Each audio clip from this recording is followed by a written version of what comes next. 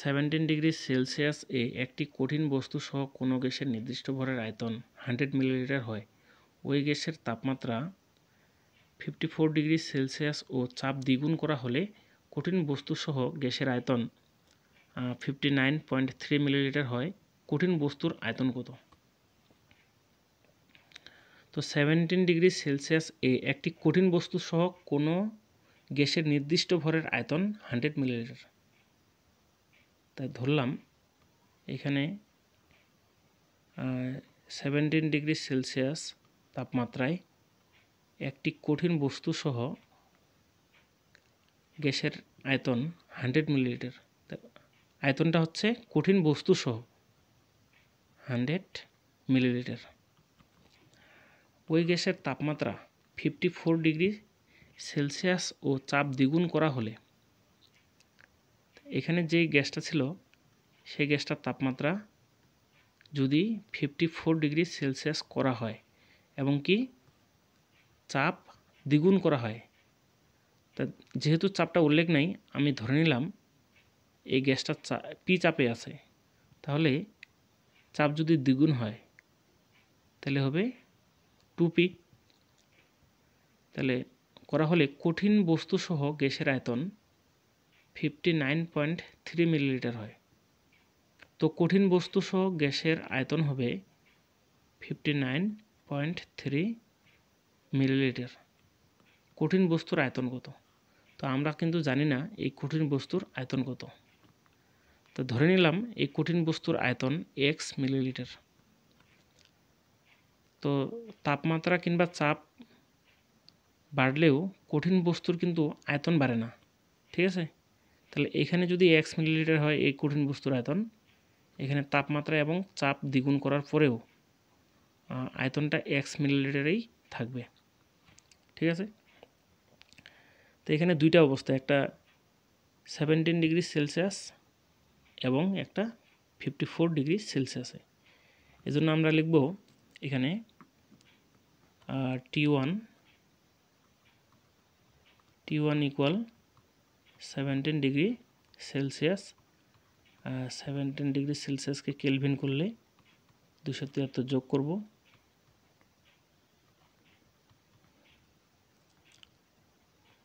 092।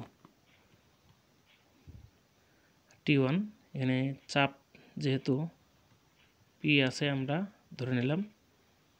আচ্ছা, এখানে যেহেতু চাপটা উল্লেখ নাই এজন্য আমরা কিন্তু এই চাপটা পি ধরছি, এটাকে আমরা ধরি, তা P1 ইকুয়াল পি ধরি। আর কঠিন বস্তুর আয়তন ধরি x মিলিলিটার। তো যেহেতু আমাদের এই সূত্রগুলো গ্যাসের জন্য প্রযোজ্য আর এখানে একটা কঠিন বস্তু রয়েছে, সুতরাং এই পাত্রের মোট আয়তন থেকে এই বস্তুটার আয়তনটা বাদ দিলে আমরা শুধু গ্যাসের আয়তনটা পাবো। এজন্য আমরা কি করব, মোট আয়তন থেকে আমরা যদি কঠিন বস্তুর আয়তনটা বাদ দিয়ে দিই তাহলে শুধুমাত্র গ্যাসের আয়তনটাই পাবো। অপরদিকে এটাকে ধরবো আমরা 54কে ধরবো T2, 54 degree Celsius, 54 plus 273 kelvin.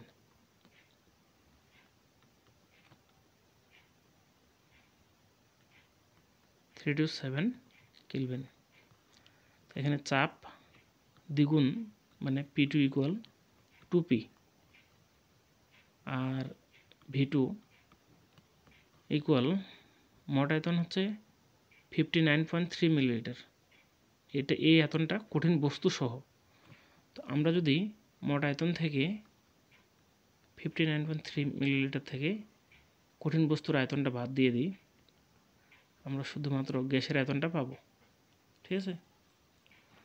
তো যেহেতু কঠিন বস্তুর আয়তন বের করতে বলছে, তো আমরা জানি P1 V1 ভাগ T1 ইকুয়াল P2 V2 ভাগ T2। আমরা যদি মানগুলো বসিয়ে দিই তো P1 এর মান P এবং V1 এর মান 100 মাইনাস এক্স, আর T1 এর মান 290 ইকুয়াল P2 এর মান 2P ইন্টু V2 এর মান 59.3 মাইনাস এক্স, T2 এর মান 327। তো আমরা এখান থেকে PP কেটে দিতে পারি।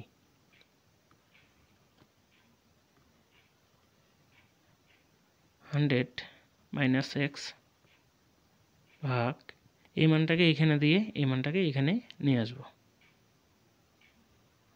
59.3 minus x equal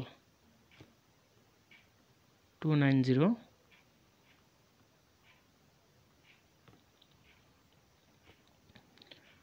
100 minus x 59.3 minus x equal 1.7737. 100 minus x equal 1.7737 into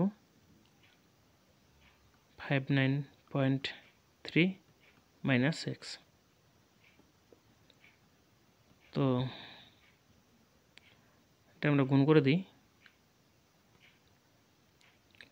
105.18 minus 1.7737x, আর এই পাশে 100 minus x, এই মানটাকে এই পাশে নিয়ে আসলে প্লাস হয়ে যাবে,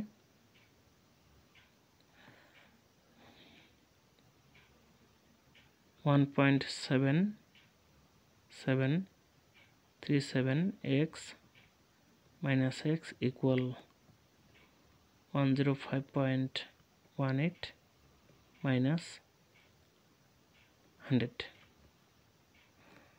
এখানে থাকবে 0.7737x equal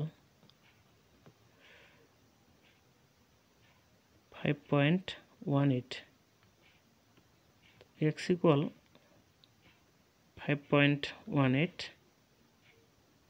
ভাগ 0.7737, তো ফলাফল আসবে 6.69 মিলিলিটার।